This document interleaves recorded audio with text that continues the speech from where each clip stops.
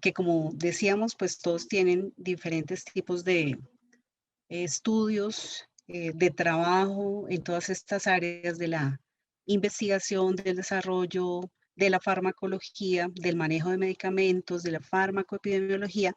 Todo esto nos va a permitir entonces hacer un análisis de esta temática y vamos a iniciar con, como les comentaba, la ampliación de algunos conceptos básicos. Vamos a aprovechar que todos los que están aquí pues pueden llegar a aportar en estas áreas. Entonces vamos a hablar específicamente qué es la seguridad y qué son las reacciones adversas. Esa voy a desarrollarlo yo. Después la profesora María Cristina nos va a hablar de la evaluación de la seguridad de los medicamentos. El profesor Gonzalo nos va a hablar de las diferentes vacunas aprobadas frente al SARS-CoV-2 y los mecanismos biológicos. El profesor José Julián nos va a hablar de la farmacovigilancia y sus estrategias, y posteriormente vamos a hablar entre todos de las diferentes reacciones adversas.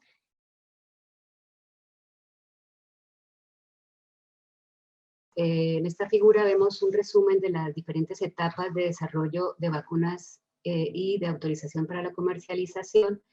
Esto está tomado de la Agencia Europea del Medicamento y pues es un esquema que nos indican, pues inicialmente se requiere estudios a pequeña escala en los cuales pues se determina el principio activo, en el caso de las vacunas pues el antígeno, el vehículo, los adyuvantes, es decir, todo lo que va a componer esa vacuna en su forma inicial, pues se inician unas pruebas usualmente in vitro, in silico, es decir, en el laboratorio sobre células, sobre aspectos también químicos, físico-químicos, de estabilidad, para que ese nuevo medicamento, esa nueva vacuna, pues tenga estabilidad y sea posible fabricarla a futuro, ¿no? Entonces ahí se centran en la calidad farmacéutica. Luego vendría la parte preclínica, luego vendría una vez probado que no hay mayores riesgos, vendría la fase clínica en la cual se realizan los ensayos clínicos, y después de esto el laboratorio, la farmacéutica que la desarrolle, pues solicita a las diferentes autoridades regulatorias la solicitud de autorización de comercialización. Posteriormente de ello, pues vendría, si se ve que toda la información pues supone para ese nuevo medicamento pues una relación riesgo-beneficio adecuada, pues se autoriza y ya se inicia la fase de escalada de producción y de posterior monitorización post-comercialización. A ver. Bueno, entonces, sobre la fase preclínica quisiera resaltar algunas cosas. En la fase preclínica se incluyen tanto modelos in vitro como modelos in vivo. Es decir, los in vitro suelen ser pues modelos celulares muy estandarizados, o para el caso de enfermedades nuevas, pues que se intenta, digamos, en el caso de los modelos animales, simular la enfermedad lo más parecido a las reacciones en humanos, ¿no? Detrás de todo ese desarrollo de las pruebas preclínicas se encuentran unos estándares internacionales que se exigen para el desarrollo de los medicamentos, y que son las buenas prácticas de laboratorio. Los laboratorios que realizan estas pruebas tienen que cumplir esas buenas prácticas de laboratorio para que posteriormente las autoridades regulatorias y también el público en general pues estén, digamos, con la tranquilidad de que se han seguido los estándares internacionales. En el caso de las vacunas, inicialmente se realizan, digamos, el estudio preclínico incluye los estudios de inmunogenicidad en animales. ¿Qué es esto de estudios de inmunogenicidad? Es valorar si esa nueva vacuna es capaz de producir en animales respuesta humoral, es decir, anticuerpos, y respuesta celular frente al patógeno que se está buscando detener. Y además de esto, esta fase preclínica nos ayuda a empezar a evaluar ya el perfil de toxicidad de esa nueva vacuna. Eso se realiza a través de múltiples estudios, de un set de estudios que incluyen la toxicidad en dosis única, también estudios en la cual se administra una sola dosis a un tipo animal. Se debe definir pues el tipo de animal, qué raza es la más adecuada. Las razas habitualmente empleadas pues son los roedores. También para las fases de inmunogenicidad los monos y los primates no humanos. Y bueno, después de definir la vía de administración y demás, pues se hace la toxicidad en dosis única y la toxicidad en dosis repetida de esa nueva vacuna. Y se evalúan en los animales, pues, seguimientos periódicos, por ejemplo, en el examen físico, cuánto pesan, si van bajando de peso o no, si comen más, si beben más o beben menos, bueno, diferentes condiciones de su desarrollo. También pruebas serológicas, pruebas en sangre, de hematología, cambios en los perfiles, en la bioquímica sérica. Ya cuando mueren, pues se realiza una evaluación histopatológica, tratando de ver posibles órganos que puedan llegar a mostrar signos que sugieran toxicidad. También en el caso de las vacunas se exige que se hagan pruebas de tolerancia local, dependiendo de la vía de administración en la cual se esté pensando administrar la vacuna posteriormente en humanos, ¿no? Entonces, pues si es intramuscular, pues los animales se administra las vacunas, digamos, la vacuna en desarrollo, y se evalúa la tolerancia local. También se evalúa la inmunotoxicología y la toxicidad reproductiva. Esto incluye evaluar si en las camadas de los ratones, por ejemplo, pues se mantienen los rangos de fertilidad habituales en ese animalario, o si cambia debido a la vacuna, ¿no? Debido a la sustancia evaluada. También se evalúan posibles efectos de embriofetotoxicidad en los productos, en la progenie, y también pues la toxicidad perinatal, la mortalidad perinatal en la progenie. En el caso de vacunas, las guías de la OMS y las guías europeas indican pues que no suelen requerirse estudios de genotoxicidad y mutagenicidad que se realizan en esta fase preclínica. ¿Por qué? Y de potencial carcinogénico, porque las vacunas usualmente pues se van a administrar en muy pequeñas dosis, algunas veces dosis única, algunas dosis, pues 2, 3 dosis, y alguna dosis de refuerzo a los 10 años, bueno, depende, ya conocemos algunas vacunas, entonces realmente biológicamente el riesgo es muy bajo, excepto si en el diseño de esa vacuna se usan, por ejemplo, excipientes que no sean naturales y que puedan, digamos, puedan tener potencial genotóxico, mutagénico, pues sí se requeriría. Bueno, la siguiente fase es la fase clínica. Antes de la comercialización, pues se realizan los ensayos clínicos que habitualmente se denominan fase 1, fase 2 y fase 3. En esta tabla vemos, digamos, el número de sujetos que habitualmente que se requieren, y los objetivos que se persiguen en cada fase. Entonces, una vez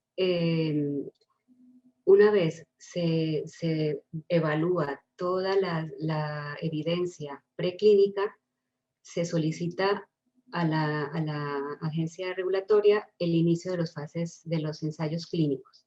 Y el primero es la fase 1, en la cual se emplean entre 20 a 100 voluntarios sanos en el caso de las vacunas, y se busca ver si la vacuna induce en humanos la respuesta inmune esperada. ¿Sí? Se supone que en animales dio buena respuesta y se quiere corroborar que efectivamente en seres humanos se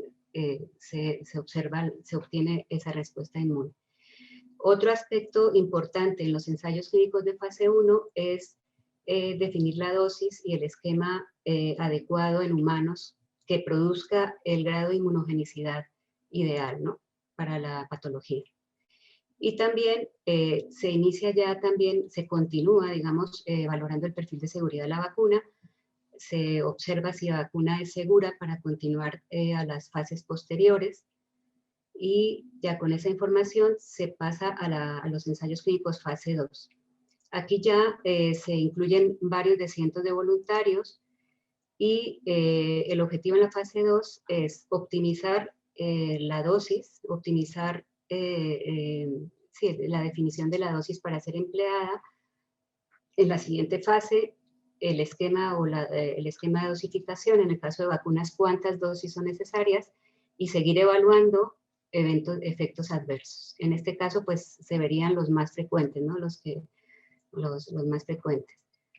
Y ya una vez se obtiene un buen perfil, se pasaría a la fase 3, donde ya se incluyen miles de voluntarios. Estos son los llamados ensayos clínicos pivotales, que son los que más van a dar soporte a la solicitud de la empresa farmacéutica, del desarrollador, para su autorización para la comercialización. Entonces, estos ensayos pivotales, que son fase 3, buscan ya definir, cuantificar la eficacia de la vacuna al compararla con placebo o con un tratamiento alternativo, si lo hubiere. Es decir, esto ya implica un diseño adecuado para que los datos obtenidos sean de tal calidad que permitan valorar esa eficacia, pues pasando por cálculo de tamaño muestral, lo que se espera, y la eficacia, ¿no?, comparativa. Y pues se sigue evaluando el perfil de seguridad, ¿no?, identificando ya efectos adversos. Ya en la fase 2 y en la fase 1 se vieron más o menos los más frecuentes, y aquí ya empiezan a verse los que son algo menos frecuentes. Es importante también que tener en cuenta que el desarrollo, o sea, que los medicamentos son un producto muy especial, ¿no?, porque es, pues, para aplicar a seres humanos, en el caso que nos implica hoy. Y para esto se han desarrollado estándares internacionales. Bueno, ha habido catástrofes desde en los años 50, la de la talidomida y demás, que han llevado a que poco a poco los países hayan empezado a hacer regulación, y aproximadamente en los 90 se inició un movimiento para armonizar de manera internacional y proponer guías para el desarrollo de productos de medicamentos de uso humano. Entonces, ya a día de hoy, pues es una entidad que tiene guías para todo, para el desarrollo preclínico, para el desarrollo clínico, las famosas buenas prácticas clínicas, que son las GCPs, y pues estas guías ICH son acogidas, se han realizado con la participación tanto de las empresas farmacéuticas como de los reguladores, de las agencias regulatorias, en este caso de 5 regiones: Europa, Canadá, Estados Unidos, Japón y Suecia. Pero también hay otras regiones que se han unido. Por ejemplo, Colombia está no como región ICH, pero sí como adherida a esas guías ICH. Entonces es muy importante tener eso en cuenta, que todas las fases preclínica y clínica del desarrollo de los medicamentos en las regiones ICH y en las regiones que las acogen también, cumplen esas normativas, ¿no? Y eso requiere, por ejemplo, en un ensayo clínico, que los datos que se registraron por parte del médico que está siguiendo al paciente coincidan con los de la base de datos del promotor, que va luego a pasársela al estadístico de forma ciega o no, depende del diseño del estudio, para que los resultados sean confiables. Bueno, posterior a esto vendría pues la solicitud de autorización. Aquí en Europa pues es la Agencia Europea del Medicamento. En el caso del COVID se activó un procedimiento más rápido que ha facilitado la aprobación de las vacunas y se han acortado también los tiempos. Aquí vemos la comparativa de una vacuna normal, en condiciones normales, no de pandemia, pues toma, digamos, un tiempo X en estar disponible para uso, pero en el caso del COVID, por el contexto mundial de pandemia, se han acortado esos tiempos y se ha autorizado pues de forma rápida, sin que eso implique que no se hayan cumplido los requisitos mínimos para evaluar la información básica de seguridad y eficacia. Las vacunas en general, pues debido al rápido desarrollo que han tenido en el caso de vacunas del COVID, pues se les ha dado autorización de comercialización condicionada que se requiere, que se denomina de esa forma.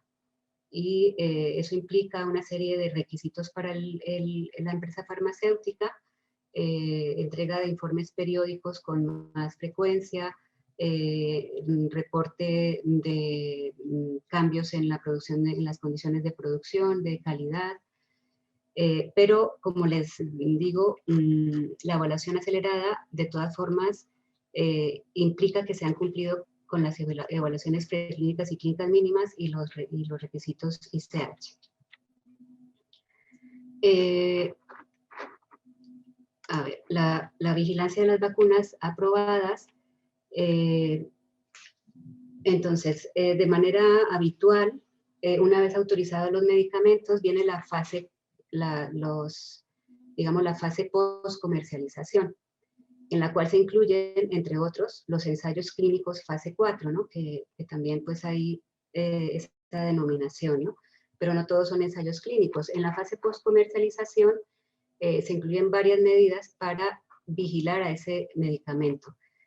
Por ejemplo, medidas de minimización de riesgo, es decir, durante la evaluación el regulador y el fabricante debe haber reconocido riesgos reconocidos, riesgos potenciales e información sobre la que no se tiene información del riesgo, áreas en las cuales no se tiene información del riesgo. Por ejemplo, una típica de estas es información en embarazo y niños. Esa suele ser muy frecuente, ¿no? Como que no hay datos.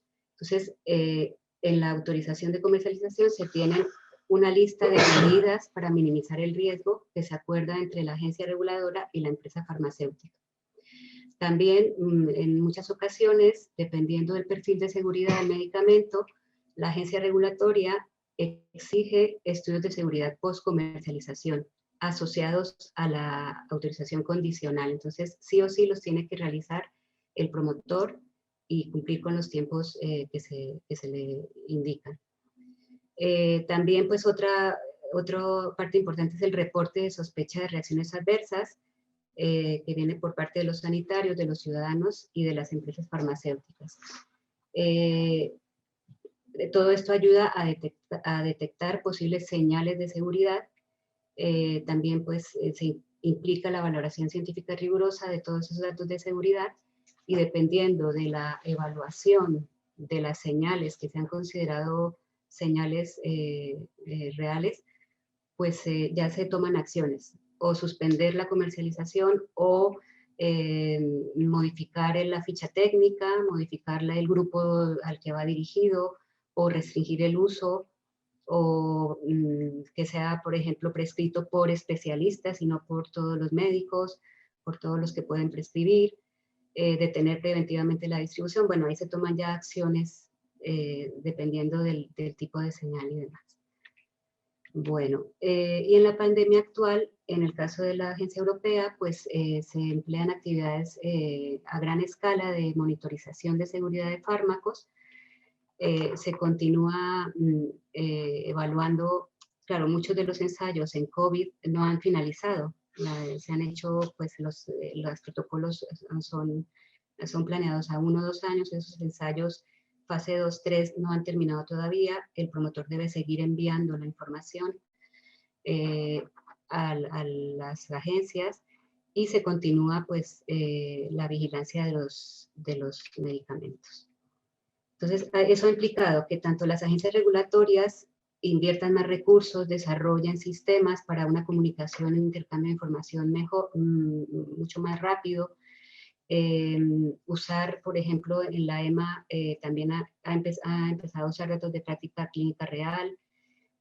También aquí en Europa se aplican medidas excepcionales de transparencia al ciudadano, es decir, un ciudadano europeo puede entrar a la página de la agencia y dando sus datos y comprometiéndose a usar esa información para solo digamos, comprometiéndose a no usarla para fines comerciales, pues se puede entrar a ver todos los protocolos, todos los informes de los ensayos clínicos, toda la información de seguridad del medicamento, ¿no? Eso está dentro de las medidas de transparencia para los ciudadanos.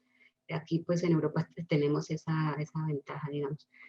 Y la empresa farmacéutica, en el caso del COVID, pues se les ha indicado enviar mensualmente reportes de seguridad, usualmente es cada 6 meses o cada año, pero en el caso del COVID, cada mes tienen que enviar reportes de seguridad y realizar los estudios adicionales solicitados. Gracias por la ampliación de este tema tan importante. Queremos entonces ahora escuchar al profesor Gonzalo, que nos va a hablar acerca de las nuevas tecnologías en las vacunas, las ARN y demás. Gracias. Muchas gracias, Marta. Muchas gracias a la Asociación de Profesores de la Universidad Nacional de Colombia por esta invitación. Es un honor para mí estar presente en esta reunión con estos ponentes tan buenos y tan importantes. Y bueno, pues digamos, como biólogo, pues un poco mi función aquí es un poco dar una especie de background o de información introductoria de cómo las distintas vacunas, sobre todo las que se están utilizando en clínica o en los hospitales de la vida real, pues funcionan. Un poco proporcionar conocimientos básicos de biología molecular sobre el funcionamiento de estas vacunas. Bueno, la idea de una vacuna pues, es básicamente pues, provocar en el organismo una respuesta inmune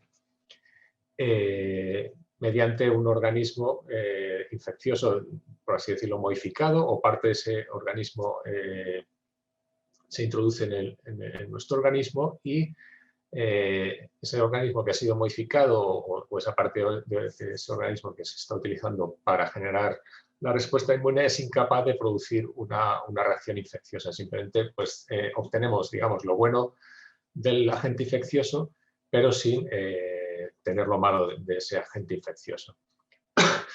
Entonces, en ese aspecto, pues trabajan todas las vacunas, ¿no? En la actualidad se calcula que hay unos 300 proyectos en todo el mundo de vacunas. Todos los países, prácticamente todos los países están trabajando en distintos proyectos de vacunas. De esos, pues hay alrededor de unos 50 en ensayos clínicos, o sea que ya se están probando, digamos, o bien en fase 1, fase 2, fase 3. Y bueno, pues hay una serie de vacunas que ya se han aprobado, como se llama, en una aprobación de emergencia, ¿no? de uso de emergencia, y se están utilizando ya para vacunar a gente. Alrededor de un 15 o 20% de las personas en España, por ejemplo, ya han recibido una vacuna y al menos una dosis de la vacuna. Y bueno, pues digamos que hay como unas pocas vacunas que ya se están, de todas estas 50 que se están realizando ensayos clínicos, pues hay unas 5 o 6 que ya se están utilizando en la vida real. Entonces, digamos que tendríamos como 3 grandes grupos de vacunas que se están utilizando. Un grupo sería la vacuna que consiste en el propio virus inactivado, ¿vale? La idea es muy simple. Es coger el virus mediante un proceso químico, pues se le inactiva, por así decirlo, se le matan. Si es que puede hablarse de muerte o vida de los virus, porque realmente no son organismos vivos, sino es una especie de conjunto de moléculas que parasita una célula para vivir. Pero la idea es eso, o sea, es utilizar un virus que sea inactivado químicamente, por tanto es incapaz de replicarse, por tanto es incapaz de atacar, digamos, las células, entre las células, pero, digamos, no produce ningún efecto adverso. Un ejemplo de este caso sería pues, la vacuna china, la vacuna de Sinovac, ¿no? Entonces, no es el único, porque de hecho hay como muchos proyectos en ese área. Hay una vacuna india también que se está trabajando en este área. Y bueno, pues el concepto es básicamente muy sencillo. Es lo que decía, inactivar el virus químicamente y entonces producir, tras la inyección de ese virus inactivado, que no puede atacar a las células humanas, producir la respuesta inmune. Luego tenemos otro gran grupo de vacunas, son las vacunas de RNA. Bueno, la idea es esto, seguramente todos conocéis que digamos, el flujo de información genética en las células va del DNA. El DNA es, digamos, nuestro almacén de información genética. Es una molécula muy estable, es una molécula que suele estar empaquetada, en el caso de las células, digamos, eucarióticas, como las células humanas, pues está dentro de un núcleo celular empaquetado en proteínas, junto con proteínas, formando lo que son los cromosomas, la cromatida. Entonces, este DNA, pues dentro del núcleo es transcrito para generar lo que se llama un RNA mensajero. Es otro tipo de ácido nucleico, no es DNA, sino que es RNA. El RNA mensajero, digamos, es una copia de un gen que está en la secuencia del DNA. Este RNA sale del núcleo, este RNA mensajero sale del núcleo y en el citoplasma de la célula se traduce o se traduce mediante un orgánulo de ribonucleoproteínas que se llama el ribosoma, se traduce a una proteína. Entonces es el proceso que normalmente se sigue en las células. Pues bien, entonces la idea es que, digamos, en la estructura de este virus, una proteína muy importante es la proteína S, que se encuentra en la envoltura en la membrana externa del virus, de la partícula viral. Y esta proteína S, o spike, o espícula, pues es la que se une al receptor de las células humanas, concretamente el receptor AC2. AC2 significa Angiotensin Converting Enzyme 2. Y pues a través de la unión a este receptor pues se internaliza. Pues bien, esta proteína spike protubera mucho de la membrana viral y por tanto es uno de los principales fuentes de respuesta inmune hacia el virus. Por ejemplo, cuando el virus infecta a un ser humano, pues muchos de las inmunoglobulinas que se producen pues son contra esta proteína spike, ¿no? Entonces, básicamente, lo que, digamos, los otros dos grupos de vacunas, que son las vacunas de RNA y las vacunas de adenovirus, que hablaré después de ellas, pues lo que buscamos es, en vez de, digamos, infectar al paciente, bueno, sería un paciente, sino es antes de que sea paciente, infectamos al ser humano con, digamos, en vez de ser con el virus entero inactivado, lo que hacemos es que le hacemos producir esa proteína, ¿no? Hacemos que esa proteína se produzca dentro de las células del ser humano, de forma que entonces el sistema inmune reacciona contra esas proteínas y produce una reacción inmune sin que haya tenido acceso a ningún coronavirus, ningún SARS-CoV-2. Pues bien, la tecnología de RNA mensajeros pues es muy sencilla conceptualmente. La idea es meter un RNA mensajero en el citoplasma de la célula, ¿vale? Esto conceptualmente es muy sencillo, pero claro, en la práctica es extremadamente complicado. Se lleva trabajando muchos años en el tema de las vacunas de RNA.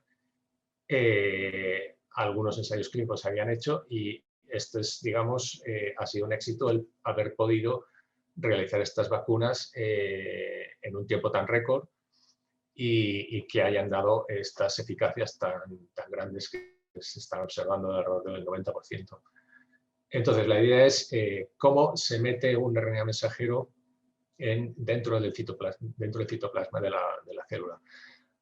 El gran problema del RNA mensajero siempre ha sido, o del RNA en general, es que son moléculas extremadamente lábiles, en el sentido de que toda la gente que trabaja en biología molecular de RNA pues te habla de eso, de que es muy complicado aislar RNA porque por todas partes hay lo que se llaman las RNasas, ¿no? Las enzimas que degradan RNA, ¿no? Entonces, todas las células, todos microorganismos, etcétera, tienen RNasas que degradan el RNA. Entonces, mantener un RNA, o sea, tú introduces un RNA en tu cuerpo, inmediatamente se degrada por tus RNasas.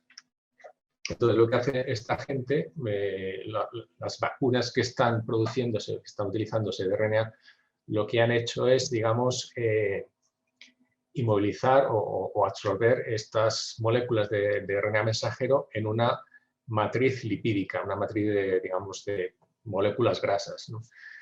Entonces, esto tiene varios efectos beneficios. En primer lugar, la matriz lipídica pues, estabiliza el RNA mensajero y evita que se degrade. En segundo lugar, pues se le ha añadido algunos adyuvantes esta matriz lipídica para que produzca una reacción inmune más fuerte, por así decirlo.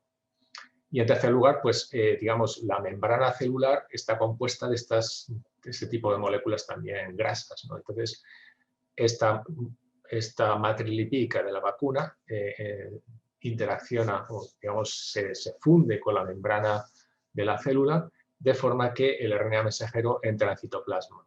Y entonces, pues, se sigue el proceso habitual. El RNA citoplasmático es transcrito, que tiene la secuencia de la proteína spike del coronavirus.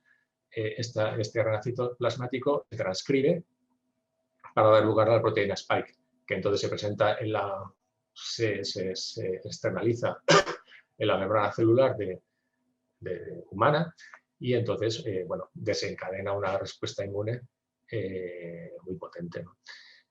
Digamos que hay dos grandes grupos dos grandes vacunas en este grupo, que son la vacuna de Moderna. Moderna es una empresa gringa de Massachusetts, y otra empresa que es Pfizer BioNTech, perdón. BioNTech es una empresa alemana que es la que hizo la vacuna y digamos que llegó a un acuerdo con Pfizer para que hiciera todos los ensayos clínicos, la comercialización, etcétera. Entonces, bueno, pues ese es el otro gran grupo de vacunas que se llaman de RNA mensajero. Y el tercer gran grupo son las vacunas de adenovirus. Los adenovirus son virus de cadena de DNA de doble hélice, ¿no? Que, por ejemplo, pues son responsables de catarros, etcétera, de distintos tipos por ejemplo, en humanos, ¿no?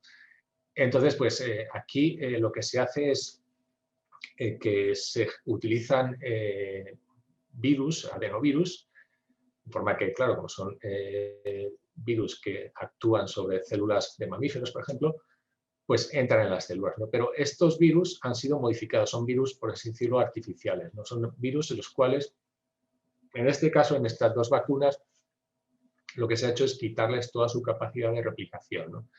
Digamos, todos los genes que tienen asociados a la replicación se han eliminado, se han castrado, y además se ha insertado un gen con la secuencia de la proteína spike, ¿vale? Entonces, básicamente el funcionamiento es muy sencillo. O sea, tú infectas a esa persona con ese adenovirus incapaz de replicarse, y entonces ese adenovirus, pues de forma similar al coronavirus, pues interacciona con la membrana celular, se internaliza y libera su DNA, que entra en el núcleo. Y entonces ahí, pues, la proteína, o sea, el gen que tiene insertado de la proteína spike es transcrito, el RNA sale al citoplasma y el RNA, en tercer lugar, pues es traducido por los ribosomas a la proteína spike, que es presentada en la membrana celular, y entonces desencadena toda la respuesta inmune, ¿no?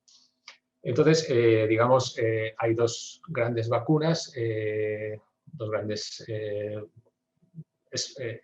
ejemplos de esta vacuna que se están utilizando en la práctica, que son la vacuna de AstraZeneca. La vacuna de AstraZeneca utiliza un adenovirus de chimpancé. ¿Por qué están utilizando un adenovirus de chimpancé? Pues la razón es muy sencilla. Si utilizamos un adenovirus humano, o por lo menos un adenovirus humano normal, pues nos provocaría un catarro, un tipo de enfermedad, ¿no? Mientras que la del chimpancé, que es capaz de entrar en nuestras células, pero sin embargo no es capaz de producir esta enfermedad. Entonces, pues digamos, es simplemente para que entre, pero que no nos produzca ningún tipo de enfermedad. Mientras que la de Johnson & Johnson pues utiliza un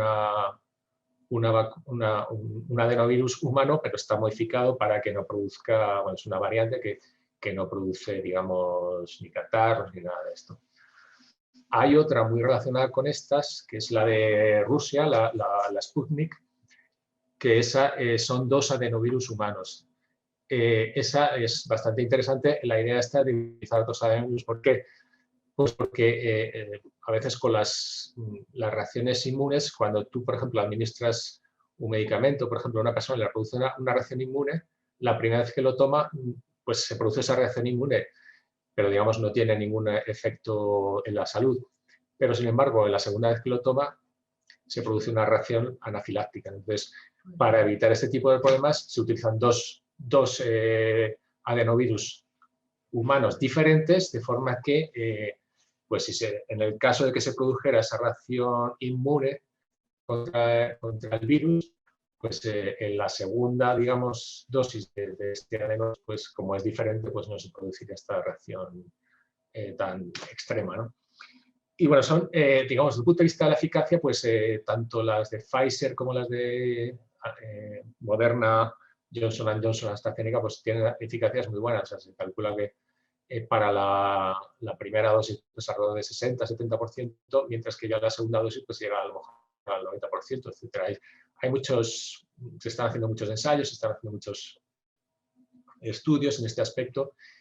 Y bueno, la idea es que bueno, pues todo esto es un mundo que está continuamente cambiando, porque ha sido todo tan rápido que continuamente se están generando nuevos datos, se está probando, pues, está luego todo el tema de la seguridad que hablamos, de los trombos y de, no sé, muchas cosas que se están hablando, pero básicamente, o sea, son vacunas que han demostrado mucha eficacia y muy buena seguridad. Entonces, son, pues, o sea, es un hito en la industria farmacéutica. Yo he trabajado 17 años en GlaxoSmithKline, trabajar en el área de pequeñas moléculas y, bueno, o sea, es un proceso extremadamente complicado, extremadamente largo, y al haber conseguido estas vacunas con estas eficacias, esta seguridad, pues la verdad es que es un éxito, pero es que ha sido un esfuerzo mundial de investigación. Todos nos hemos puesto a investigar en este área en cuanto empezó todo esto y bueno, pues ha sido un esfuerzo de colaboración mundial.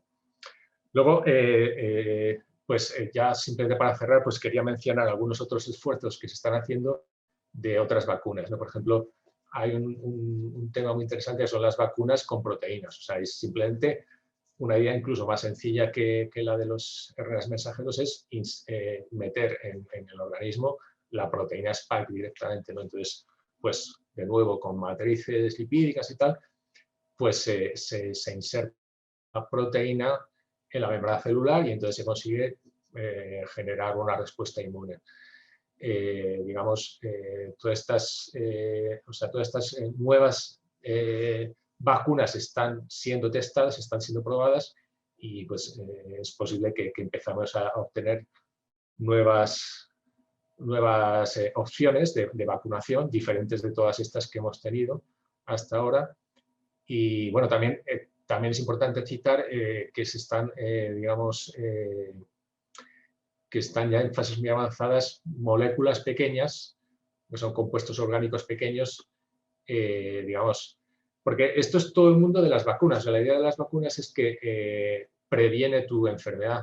Pero ¿qué pasa por una persona que ya se infecta con coronavirus, ¿no? Eso no lo resuelve, ¿no? Y entonces, claro, en ese área pues también es muy importante el desarrollo de pequeñas moléculas que inhiban el crecimiento de la reproducción del coronavirus. Entonces, en ese área, por ejemplo, hay otra proteína muy importante del coronavirus, es la proteasa M, la main protease, que lo que hace es, digamos, cuando el RNA mensajero que constituye la secuencia de RNA del coronavirus, que no lo he dicho, pero el coronavirus tiene, su genoma es un RNA de cadena sencilla. Cuando se sintetiza se produce una poliproteína que se autocorta, por así decirlo, para dar lugar a toda una serie de proteínas que sirven para la vida o para la replicación del coronavirus. Y una de estas proteínas, enzimas que cortan esa poliproteína, es la proteasa M. Y entonces ahí ya se han desarrollado, por Pfizer, por ejemplo, se han presentado ya resultados, pues está a punto de empezar creo que está en fase 3 ya, moléculas inhibidoras de la proteasa M.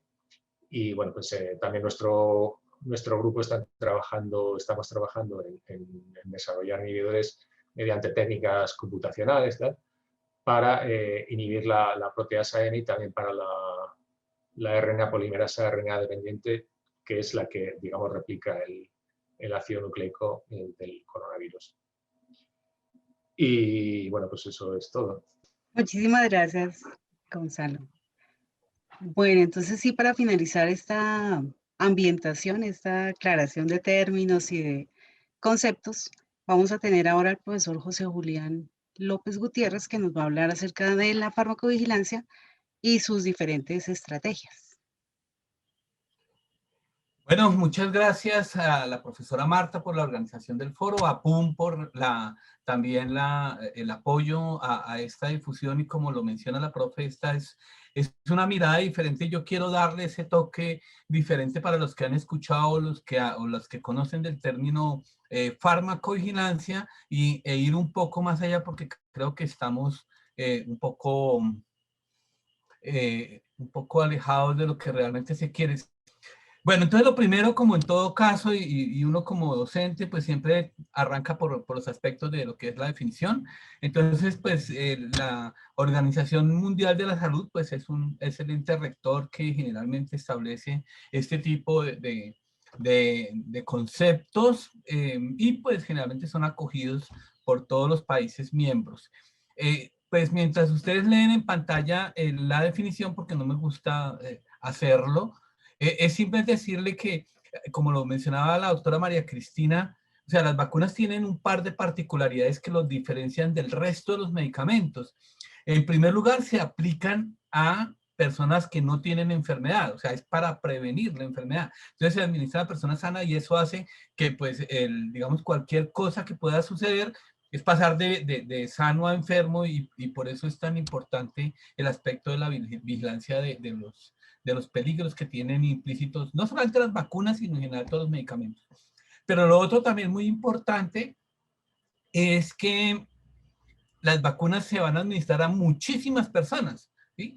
Por ejemplo, el caso de los antihipertensivos o los medicamentos para diabetes, pues se administran en muchas personas, pero no igual al reto que tenemos actualmente, que es vacunar a 7.000 millones de humanos. O sea, eso es una cantidad pues bastante grande, y por eso la importancia de estas reacciones adversas, y por eso es importante también hablar del tema, ¿no? Entonces, actualmente se han vacunado algo más de, hasta el miércoles hablábamos de 800 millones de personas, pero pues yo creo que ya vamos por cerca de los 1.000 millones a la velocidad con que va, ¿no?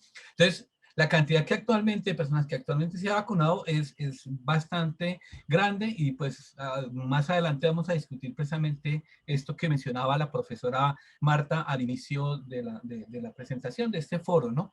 Bueno, entonces, como ya hemos leído la definición, yo quisiera como deshuesar cada una de esas partecitas para que la entendamos, ¿no? Entonces, la farmacovigilancia tiene dos cosas, o sea, la OMS lo ha llevado a la categoría de ciencia. Yo no estoy muy convencido de eso, más bien como también lo dijo la profesora Marta, esto es una actitud, es una actividad que debemos realizar absolutamente todos los profesionales de la salud, y en algunos casos ya se han hecho esfuerzos porque también las personas que utilizan los medicamentos formen parte activa de la farmacovigilancia, ¿no?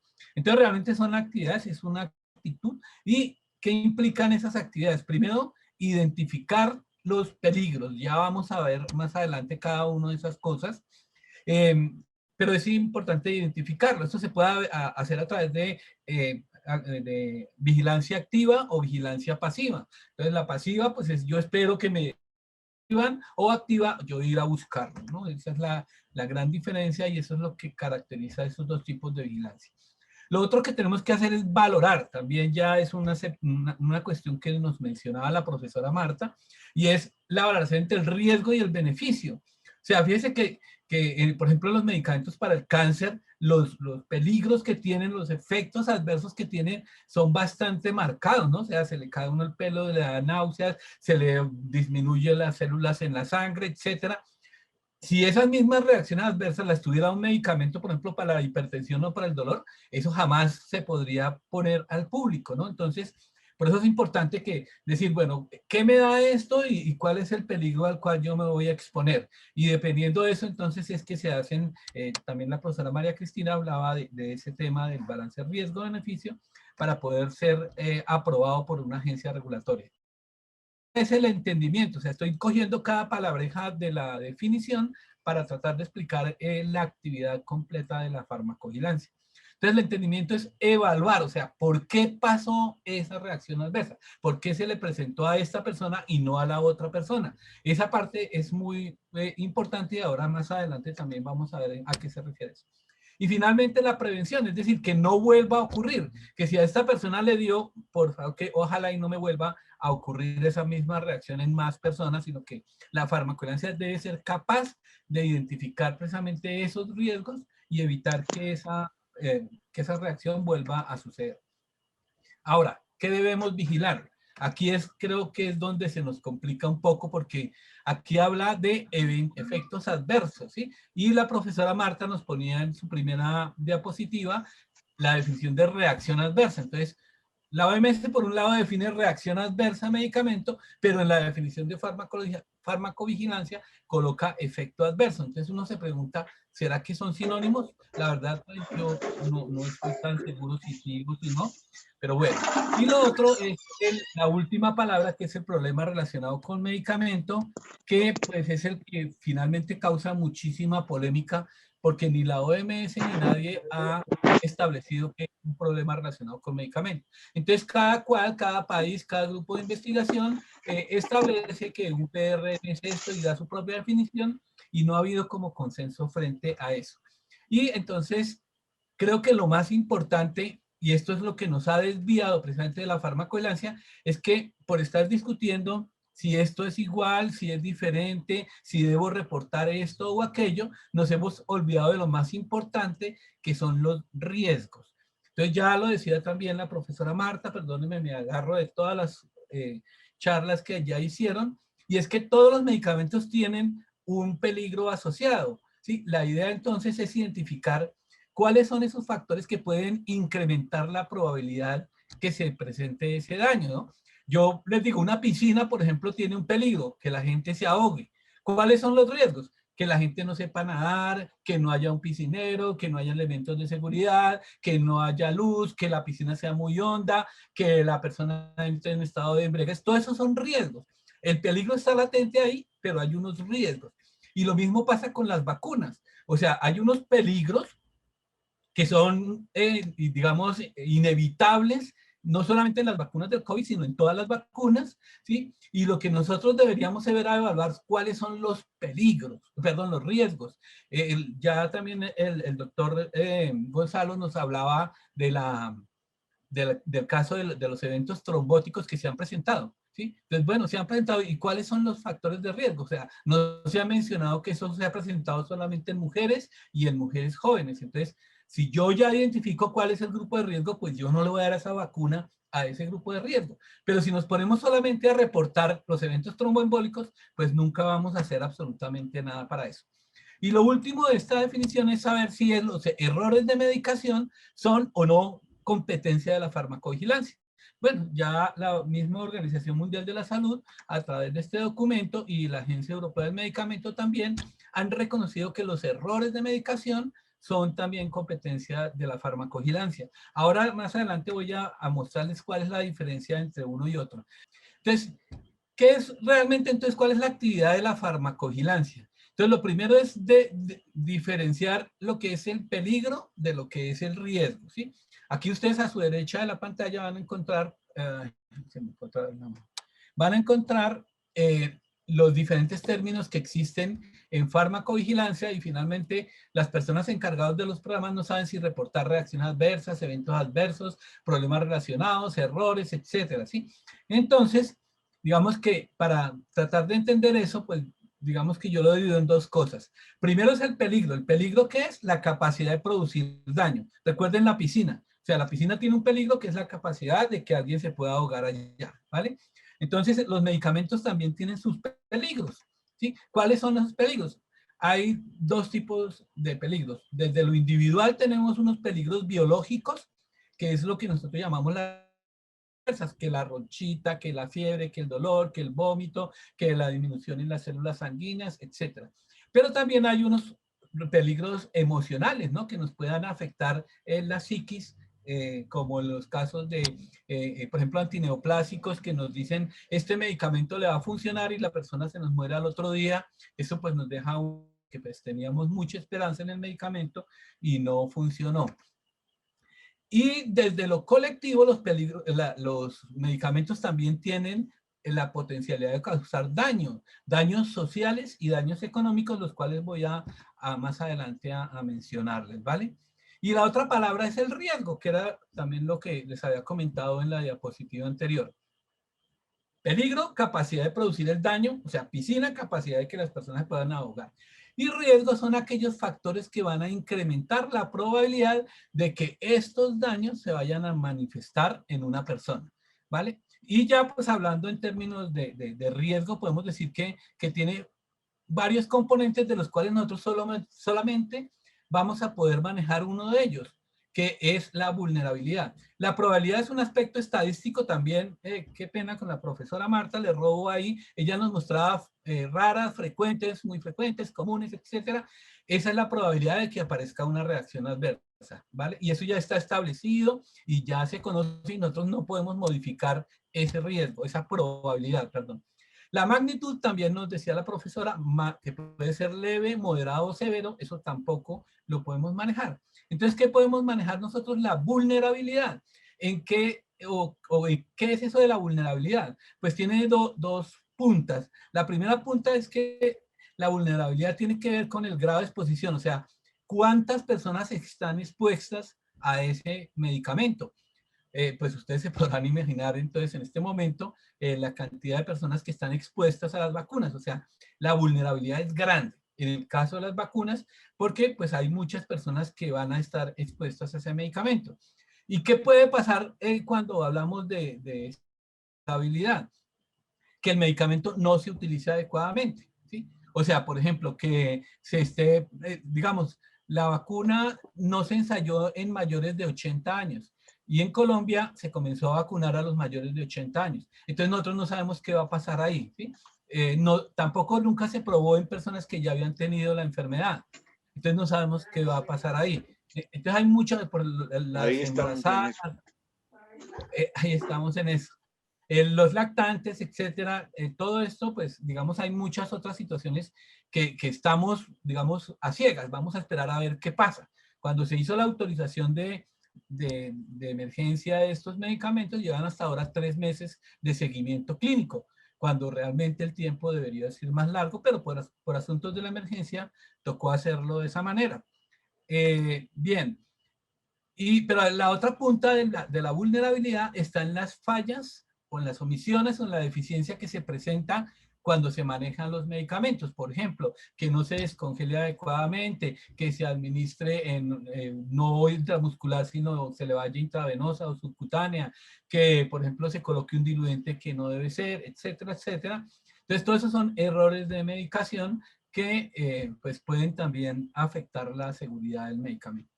Entonces, el concepto de seguridad tiene dos también formas de ver. Uno es desde el punto de vista de la farmacovigilancia.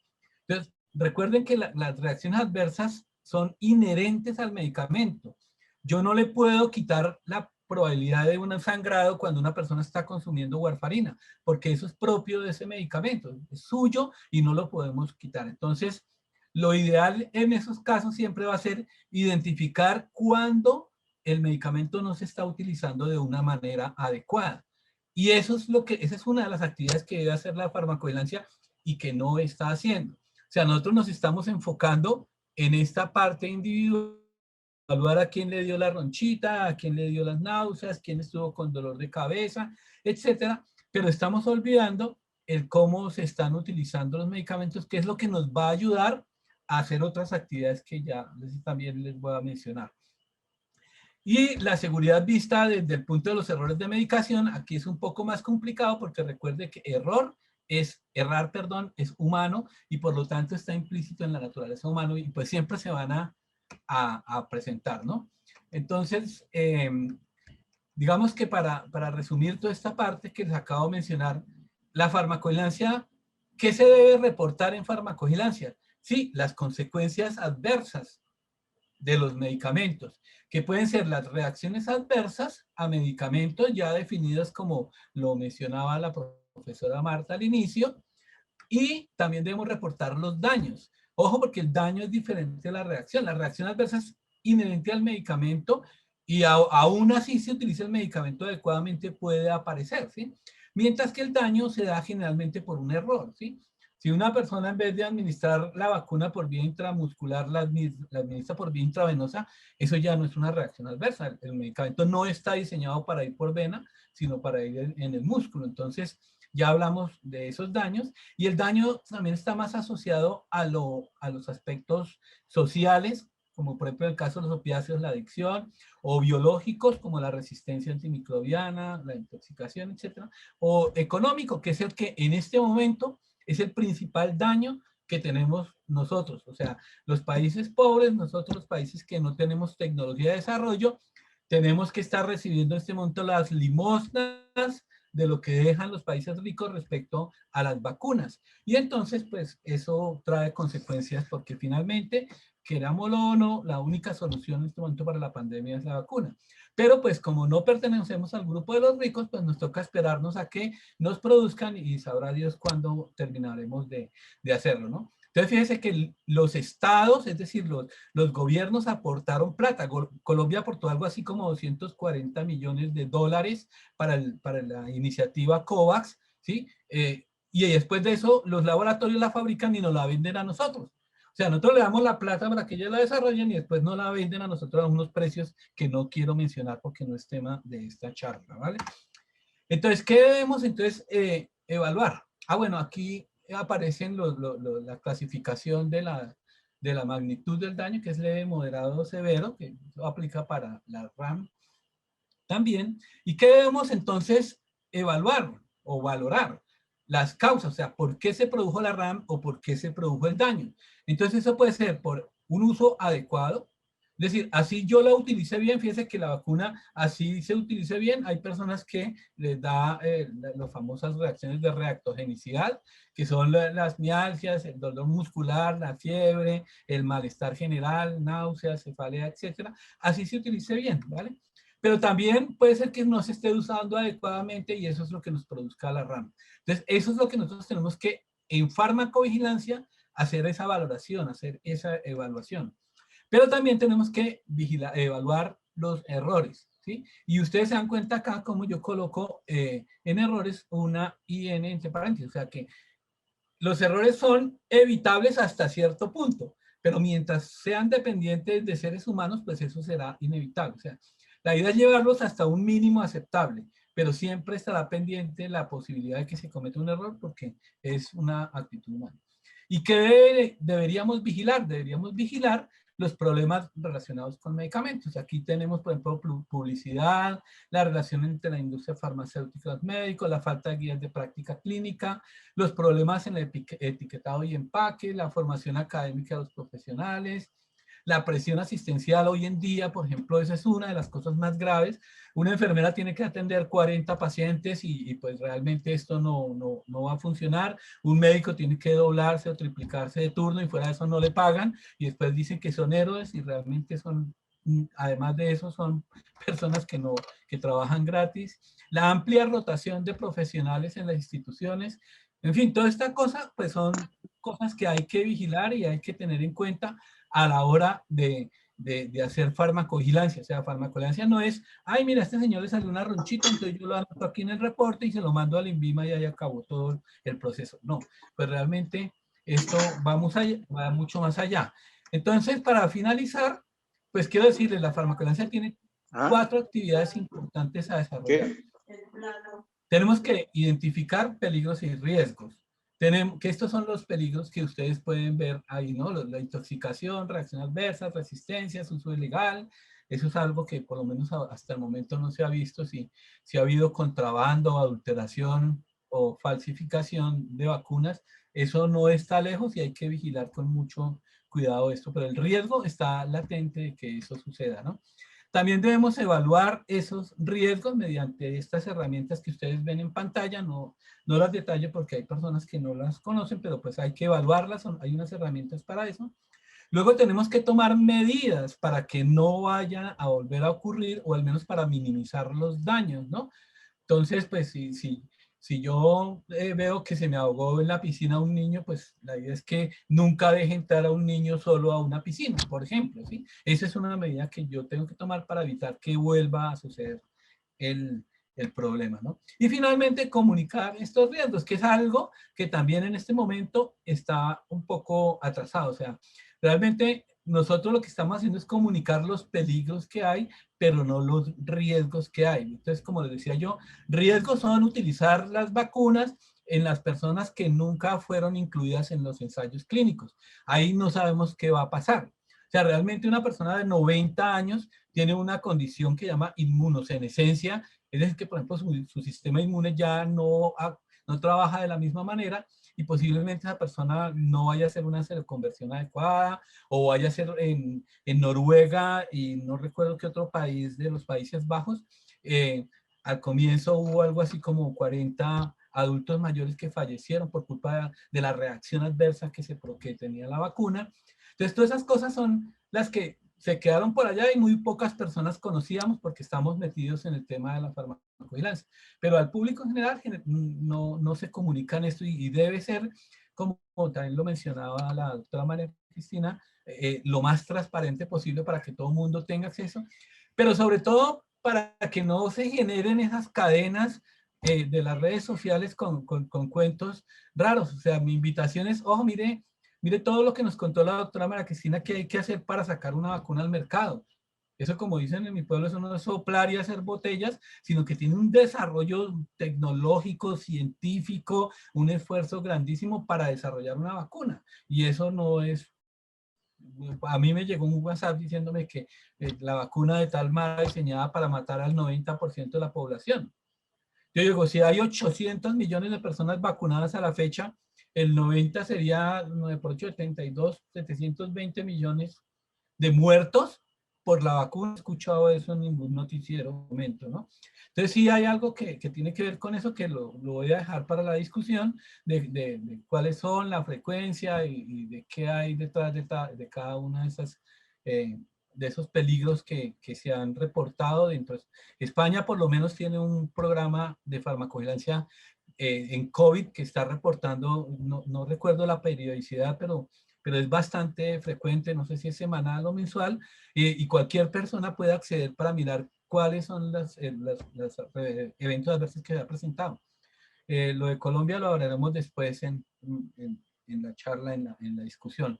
Profesora, muchas gracias a ustedes, asistentes también, por haberme prestado atención, y entonces con esto termino mi presentación. Muchas gracias. Muchas gracias, profesor Julián.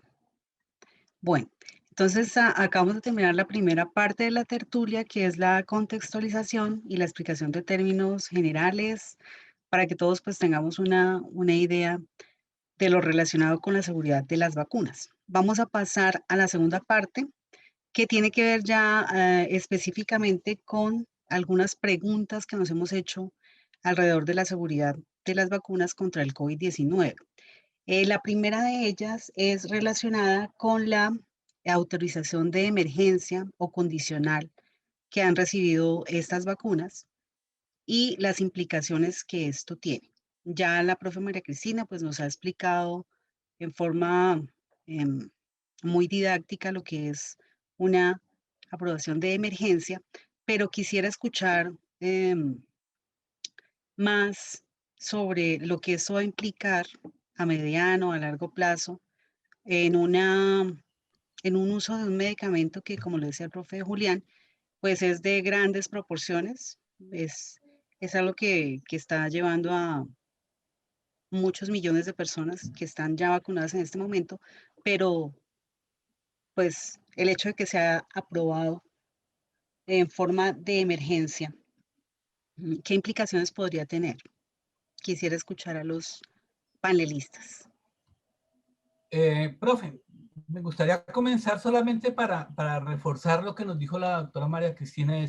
Básicamente es aprobar un medicamento sin que se hayan concluido todos sobre todo el ensayo clínico fase 3, la fase 3, que es, ya nos habló de unos preclínicos, fase 1, 2 y 3. Colombia, más allá de esa definición, porque pues nos la dio muy clara, es decir, que Colombia no contaba con ese mecanismo. O sea, aquí ningún producto medicamentoso, ningún medicamento se había aprobado por esta vía. En Estados Unidos sí existe esa vía para medicamentos, por ejemplo, para el cáncer, donde dice, bueno, esto funcionó bien acá, yo le apruebo su medicamento, pero me tiene que hacer el seguimiento, me tiene que hacer el programa de farmacovigilancia, evaluar los riesgos, tal, y si de pronto no funciona y es más peligroso, entonces le retiramos la licencia sanitaria, ¿no? Colombia pues no tenía eso y pues la verdad que lo hicieron muy a la carrera, una legislación en el cual pues se autorizó el uso de emergencia de esos productos con un agravante, y es que una de las condiciones que puso la industria farmacéutica fue, si llega a pasar algo, yo no me hago responsable de las consecuencias de ese medicamento. Y eso lo discutieron en el Senado y se aprobó a pupitrazo limpio en una sola sesión del Congreso. Es decir, que bueno, yo le vendo este medicamento, no sé qué va a pasar, pero no me van a echar la culpa a mí ni me van a demandar si algo pasa. Es, digamos, grosso modo lo que quería comentar. Gracias, profe. Sí, bueno, respecto a las vacunas COVID, las 4 que están aprobadas aquí en Europa, efectivamente, pues todas tienen la aprobación condicional de comercialización. Revisando, digamos, el informe de la EMA sobre cada una de ellas, digamos que han pasado los mínimos de preclínica, y respecto a clínica, pues sí habría, claro, la información es la mínima para aprobar y comercializar, ¿no? Entonces, por ejemplo, alguna de ellas tenía solamente en promedio 50 días de seguimiento para la información de seguridad, que es bastante corto. Pero a pesar de eso, se autoriza considerando pues que es una herramienta para el control de la pandemia, ¿no? Por ser una situación tan especial. Y se exige pues el seguimiento, el terminar, el concluir esos estudios clínicos que siguen en curso, que siguen en desarrollo, pero sí efectivamente pues la información en el momento en el cual la Agencia Regulatoria Europea evaluó los resultados de eficacia y seguridad, pues efectivamente se podría considerar corta, pero está dentro del contexto de pandemia, ¿no? Entonces, por eso la EMA fue un poco más laxa en ese sentido, y claro, corroborando que no hubiesen riesgos importantes, ¿no? Digamos, reacciones adversas a corto plazo muy severas, ¿no? Entonces, claro, la implicación ahí es seguir obteniendo información de los pacientes, de los sujetos incluidos en los estudios para completar ese perfil de seguridad, ¿no? Pero sí, esa es una de las implicaciones. La información es limitada, efectivamente, ¿no? Pero quizás por eso sea que por ejemplo, esta de AstraZeneca y la de Johnson Johnson, que se empezó a administrar y que luego de pronto se ha parado, luego vuelve otra vez a... O sea, que estos trompicones, digamos, que estamos teniendo, yo creo que es precisamente por esto, porque es, bueno, es una, como dice Cristina, ¿no? Es, dada la situación de pandemia, de miles de muertos diarios, o sea, en España pues estamos hablando de cientos de muertos cada día. Entonces, pues, de cara a que la situación sanitaria no explote, pues se hizo esta aprobación, pero claro, obviamente hay que seguir todo el proceso y la farmacovigilancia pues es importantísimo ese aspecto porque es, digamos, ir analizando continuamente todas estas reacciones adversas que se reportan y pues para ver si, pues, o sea, es un estudio, es algo nuevo, digamos, porque a esta escala, claro, porque está continuamente reanalizándose todos los datos y reevaluándose para detectar todas estas señales e intentar, digamos, reaccionar y por eso hay todas estas paradas, ¿no? Que eso causa mucha confusión en la gente, ¿no? Porque aquí en España, por ejemplo, hace una semana, pues como que el 30% de las personas que habían sido llamadas a vacunarse de la vacuna AstraZeneca, de ese 30% se vacunó. El otro 70%, 66% restante, pues como que le dio miedo, ¿no? Entonces, claro.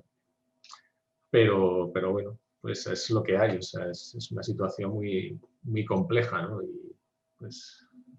Sí, digamos que también es por esa vigilancia tan día a día casi, y pues con la transparencia, con la política de transparencia y demás, que pues cualquier persona puede acceder, por ejemplo, a la base de datos de Eudra Vigilance y ahí se tiene en español, en varios idiomas, el acceso al número de pacientes, de reportes por grupo de edad, por sexo, el órgano, digamos, el órgano, el SOC, el sistema orgánico afectado, y el número de casos reportados. Día a día se puede hacer ese seguimiento, ¿no? Está dentro de esa transparencia. Eso, claro, frente al público general, pues las autoridades regulatorias también tienen esa responsabilidad.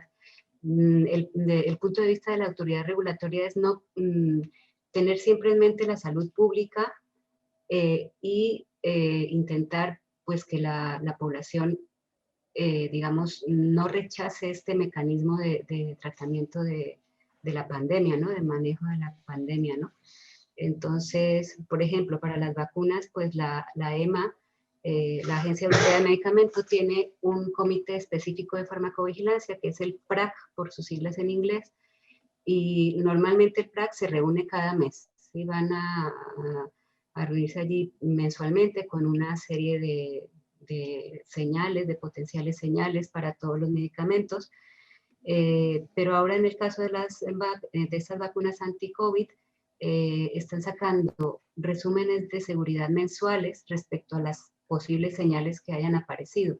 Entonces, por ejemplo, respecto al tromboembolismo en la de AstraZeneca, a la trombosis asociada a trombocitopenia, pues en marzo, a inicios de marzo, pues dieron digamos, una posibilidad de relación, pero ya viendo los casos más en profundidad con expertos neurólogos y hematólogos y demás, pues ya han cambiado, ya la han añadido a la ficha técnica, ¿no? Como evento muy raro, ¿no? Entonces, ese seguimiento pues hace pues, que sea una cuestión muy dinámica, ¿no? Muy de cambiar día a día, ¿no? Sí.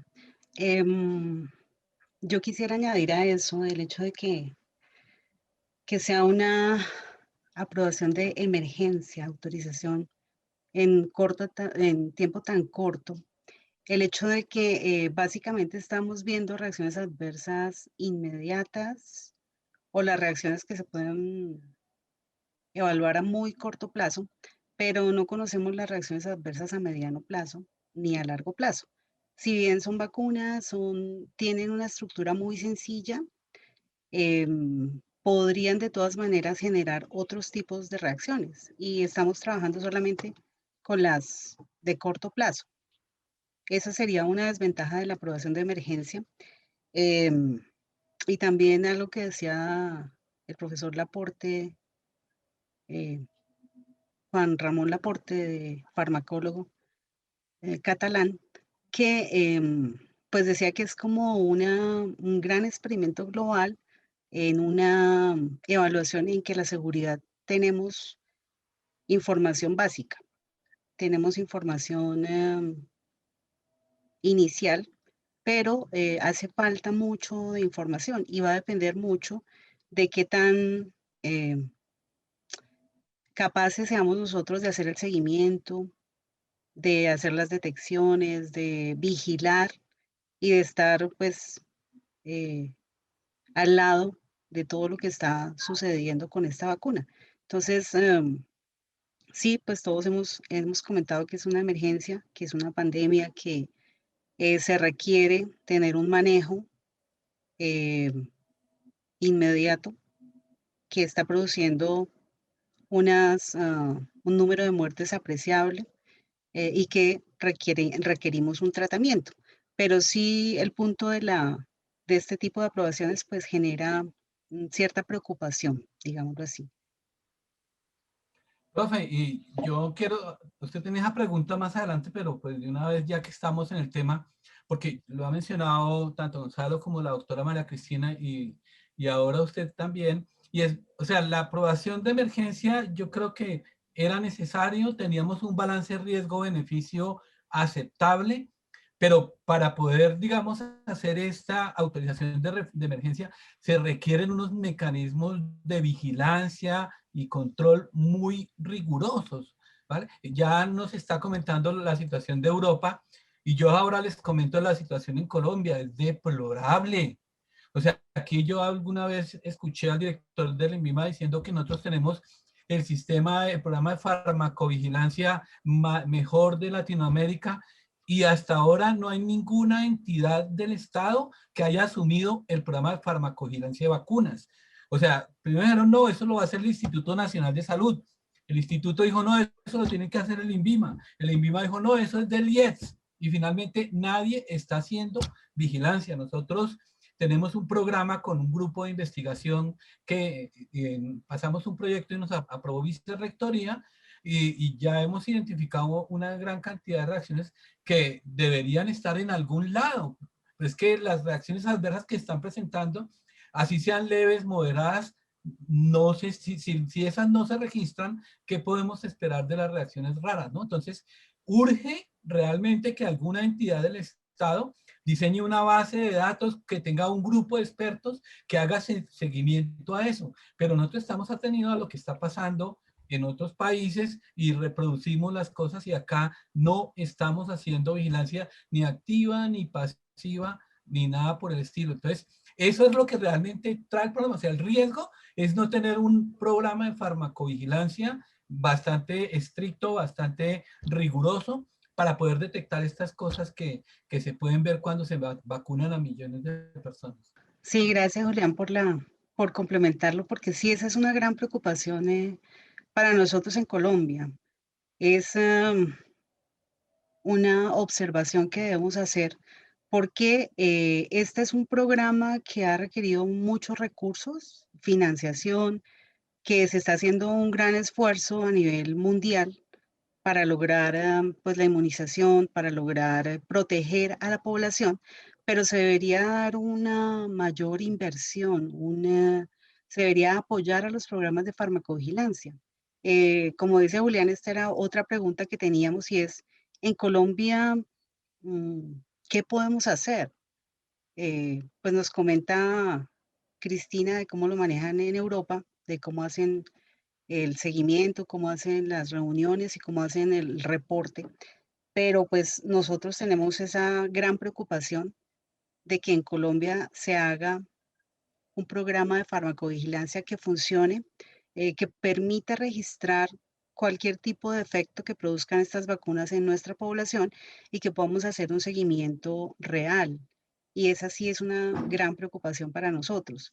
Aunque también recordando pues lo que decía el profe Laporte, también él llamaba la atención sobre la necesidad de que todos estemos vigilando y de que no se deje el seguimiento a este tipo de efectos solamente al paciente y solamente a las industrias farmacéuticas, que es de pronto como se ha planteado inicialmente, sino que también debe haber un tipo de vigilancia más activa en el que se financien eh, pues no, que se financien programas como tal que permitan buscar y detectar y registrar las posibles reacciones que lleguen a dar este tipo de medicamentos. Entonces sí, ahí pues sí hay una preocupación para nosotros en Colombia, especialmente alrededor de la farmacovigilancia. También está la pregunta de qué tipo de reacciones se están viendo en este momento. Hemos hablado mucho de los eventos trombóticos.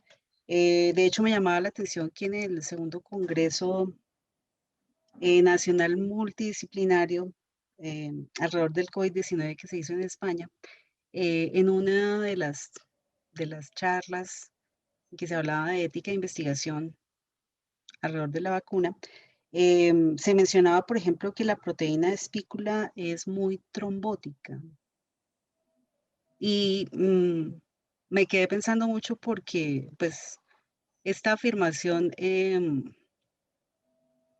debería haberse tenido en cuenta cuando se hicieron, bueno, los primeros reportes, porque pues hubo como cierta discusión inicial en que no tenían que ver con la vacuna, que tenían que ver con comorbilidades, que había una serie de situaciones, pero pues esta información inicial me parece a mí que es importante, que de pronto se ha desconocido un poco como la realidad de la vacuna y no se ha alertado a toda la población. Por ejemplo, si esto se sabía ya por la naturaleza de esa proteína, podrían haberse tomado algunas medidas, por ejemplo, con lo de las mujeres en edad fértil que estén tomando anticonceptivos o personas que tengan alguna predisposición para sufrir este tipo de eventos.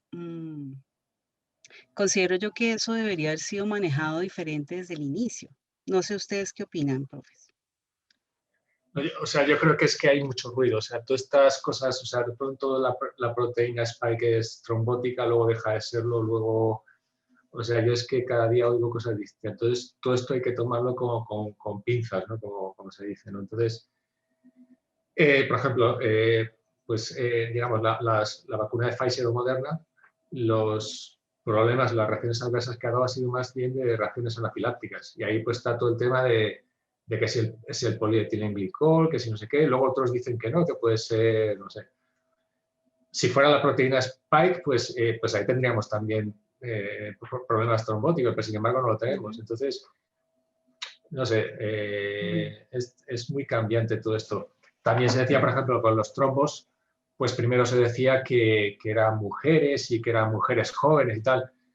Ahora pues se dice, no sé, como como se parece al síndrome este, al tema este de la reacción con la heparina, pues que habría más riesgo con gente mayor de 60 años y que el tema de las mujeres y la edad, pues era porque la muestra con la que se había trabajado era sesgada, o sea, pues estaba enriquecida en mujeres jóvenes. Entonces, no sé, aquí es todo, pues, o sea, realmente la idea de utilizar la proteína Spike es porque es la más inmunogénica.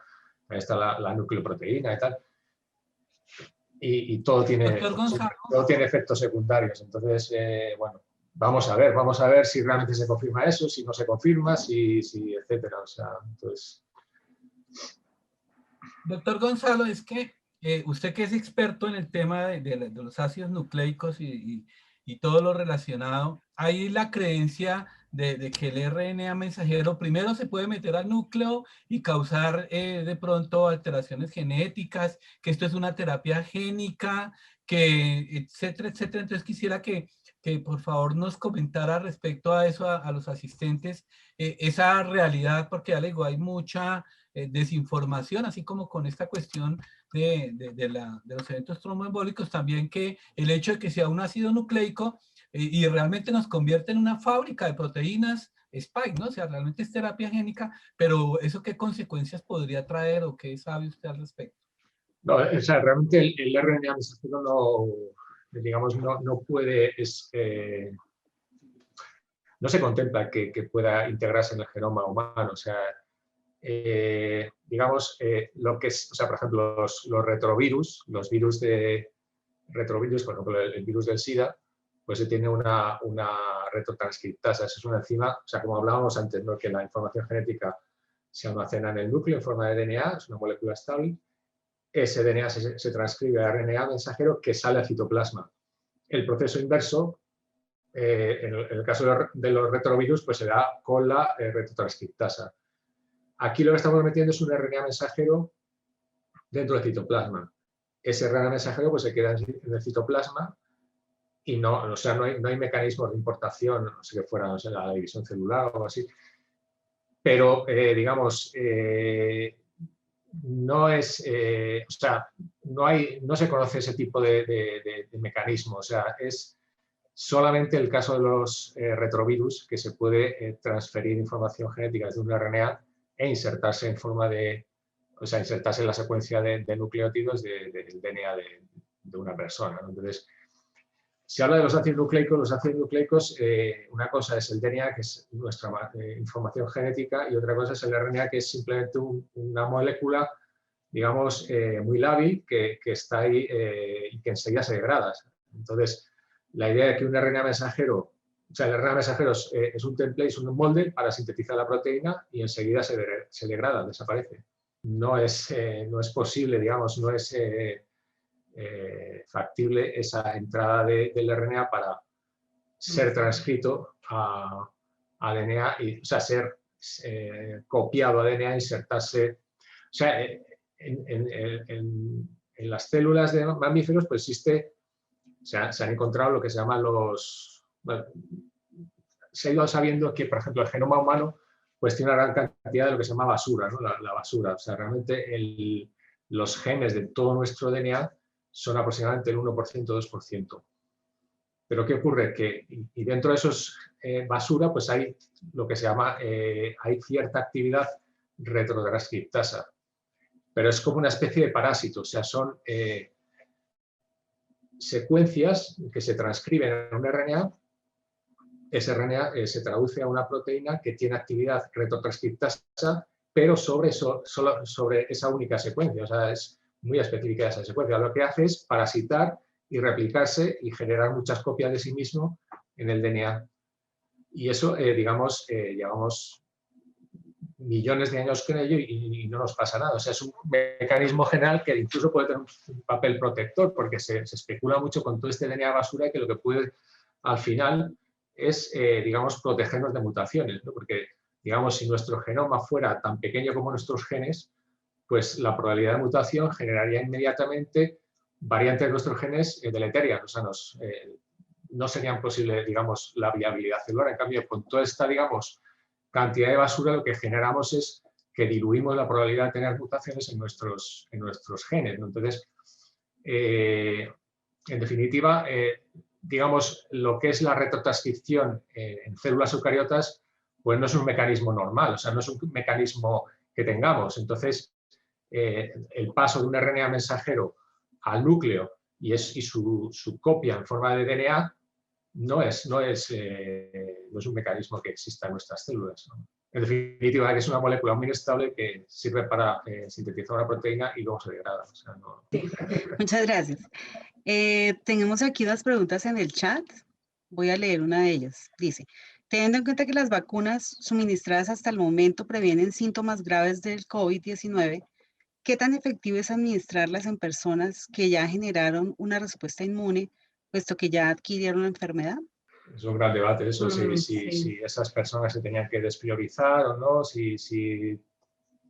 porque también hay muchos casos que ha habido que no son claros, que no están confirmados, etcétera, y tampoco se sabe esta inmunidad cuánto te dura, ¿no? Si tú a lo mejor has tenido el coronavirus en marzo o en febrero y lo has pasado, realmente estás inmunizado, bueno. Sí, quedarán células, posiblemente Células T, células de memoria, el nivel de anticuerpos baja, pues se describe que más o menos dura 8 meses en promedio, ¿no? Hay pacientes que duran más tiempo con ellos, expresándolos. Claro, es lo que decía el profe Julián, o sea, no, los ensayos pues han, dentro de los criterios de inclusión de los ensayos clínicos, pues estaba el no haber pasado, el confirmar que no tuviese COVID, ¿no? Y el no haberlo tenido previamente, ¿no? Entonces, claro, está la duda de si ya en un individuo que tiene ya su sistema inmune preparado para un posible reencuentro con el coronavirus, claro, está ahí la incógnita, ¿no? De si requiere o no. También hay variantes, ¿no? Están apareciendo la variante sudafricana que pues parece que alguna, la de AstraZeneca, me parece que parece que no era tan efectiva y tal. Entonces, claro, tú a lo mejor has pasado una variante que no es la que, yo qué sé, que te inmunizaba para esa variante, pero no para otra nueva. Si hay escasez de vacunas, pues obviamente a lo mejor sería lógico despriorizar a esas personas. Exacto, sería lógico desde el sobre punto todo de si son vista, jóvenes, pues, sí, ¿para qué le vas a dar una? Desde el punto de vista inmunológico, pues con el conocimiento básico de inmunología, sin ser inmunóloga yo, pero sí ahí queda una memoria y si se tuviese que planear de alguna forma los recursos de vacunación, podría dejarse hasta el final esos pacientes, ¿no? Pero claro, no hay evidencia, no hay de dónde cogerse para decir si se vacunan o no se vacunan, claro. Ahí es. Y todo eso es consecuencia precisamente que el ensayo fue hasta 3 meses y de ahí para adelante no sabemos. Acabo de ver por ahí alguien preguntando, ¿cuánto dura la inmunidad de la vacuna? Creo que nadie tiene. Se está probando ahora mismo, se está probando. Sí, se está probando ahora mismo y los de los ensayos siguen en seguimiento, ¿no? Por ejemplo, el de Moderna y el de Pfizer, el ensayo clínico pivotal dura 2 años, o sea que esos sujetos van a estar durante 2 años, pues yendo a que les tomen extracciones de sangre para evaluar todo ello, ¿no? Todavía no se conoce la... No, pero entonces está evaluando, o sea, se está haciendo seguimiento de las, digamos, las inmunoglobulinas y todo el tema, pues mucha gente para ver si decae, o sea, todo eso toda la cinética de la inmunología de esta enfermedad se estudia muchísimo. Entonces, pues obviamente, claro, lo que no tenemos es la respuesta, ¿no? Pero bueno, pues también incluso se está pensando, o sea, se están generando vacunas contra las variantes que están apareciendo, ¿no? O sea, que es posible que a lo mejor dentro de un año nos estemos vacunando contra otra variante, ¿no? Sí, con todo lo que eso implica. Claro. Ahora que ustedes hablaban de los 2 años de los estudios clínicos que se están realizando ahorita y de las diferentes análisis que se están haciendo, también me llamaba la atención que se está discutiendo lo ético de mantener a personas que están en el grupo placebo de estos ensayos clínicos sin vacunar. Bueno, hay muchos quiero hacer una... pacientes que están pidiendo, bueno, muchos participantes de los ensayos clínicos que no son pacientes sino voluntarios sanos, que han pedido que se abra el ciego, o sea, que se les informe si ellos están en el grupo placebo o en el grupo de tratamiento, con el objetivo de solicitar que les pongan la vacuna. Entonces eso va a ser bastante complejo de manejar. A ver, ahí quisiera comentar, por ejemplo, en el ensayo clínico de Pfizer, los ensayos clínicos pivotales y en general todos los ensayos clínicos precomercialización pasan como por varias fases durante su vida, ¿no? Surgen durante el tiempo y con el conocimiento del fármaco y demás, modificaciones para las cuales la empresa farmacéutica, el promotor del ensayo clínico, debe solicitar aprobación al comité de ética y a la agencia regulatoria, ¿no? Entonces, por ejemplo, para el de Pfizer ya iba en la modificación 5, en la cual esa modificación 5 era para abrir el ciego y permitir que los de la rama placebo pasaran a la rama activa.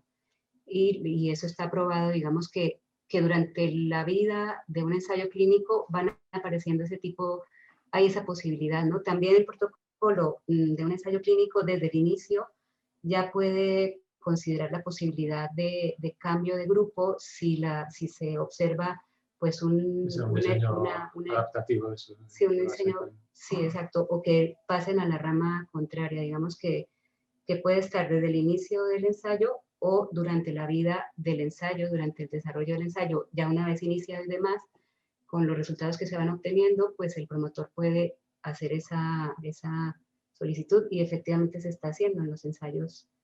Por lo menos lo sé porque vi el protocolo en el de Pfizer. Supongo que los otros harán lo mismo en caso de que... Pero suele ser así, las industrias, los comités de ética suelen pedirlo. Es otra cosa que los comités de ética suelen pedir en los de oncología y demás, se suele solicitar eso al promotor. Bueno, me gustaría saber, Julián, ¿qué opina de eso? Es un asunto que, pues como tú lo mencionas, pues tiene que ver con los aspectos éticos, y es que de ahora en adelante los ensayos clínicos que se hagan no podrían tener un grupo placebo como comparador, sino tendrían que contener al menos un control activo. Yo no sé, doctora María Cristina, si está contemplado esa parte, porque pues obviamente, sabiendo que ya hay vacunas que previenen la enfermedad, pues no es ético tener un grupo sin ningún tipo de protección, ¿no? Y otra cosa que no se establecía era la exposición, la vulnerabilidad de las personas a eso. No es lo mismo vacunar a un profesor universitario que hace clases desde la casa a un trabajador que tenga que montarse en el metro o en el Transmilenio, donde está todo cerrado y eso. Entonces, la vacuna podría tener menos eficacia, o en un trabajador de la salud que está en una UCI, donde el virus está circulando en gran cantidad. Entonces, creo que hay todavía muchos interrogantes frente a eso, y pues sí, no deja de preocuparlo a uno, pero pues no sé, o sea, en esta parte yo no le veo así como una salida adecuada, porque vuelvo y repito, para la pregunta, no sé si se va a utilizar un comparador activo o se va a seguir con placebo para los ensayos que continúan. Por ejemplo, ¿cuánto dura la inmunidad? Me imagino que se irá a tomar solamente un brazo de las personas que están vacunadas. No se va a comparar inmunidad o seroconversión en un grupo de placebo, ¿no? Claro. Sí, ahí eso implicaría, claro, claro, ya el diseño de nuevos ensayos y el uso de una rama activa, de un comparador activo, pues yo creo que a día de hoy es muy difícil porque de todas formas las vacunas han probado eficacia, pero no están los datos completos, ¿no? O sea, supongo yo que hasta que se terminen los ensayos ya se tiene como un perfil mejor del medicamento y ya las agencias regulatorias ya empezarían a pedir y sacarían guías y demás diciendo, bueno, debido a que la evidencia la tenemos ahí, pues los ensayos clínicos de COVID tienen que llevar rama activa. No sé, pues eso, claro, se podría decidir a futuro, ¿no? Pero claro, actualmente, pues se sigue, digamos, comparando frente a placebo, ¿no? Bueno, ya llevamos 2 horas de tertulia, han sido muy interesantes, muy enriquecedoras, y hay muchas preguntas en el chat, pero yo creo que ya no alcanzamos a responder más. Además que en España ya es muy tarde, pues estamos trasnochando demasiado.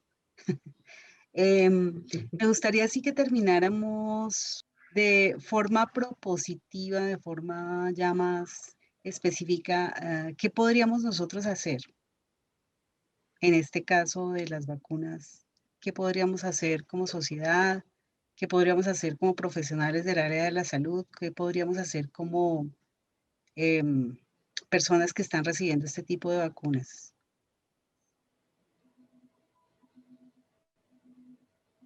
Bueno, también, o sea, no sé si es un poco por lo que vas.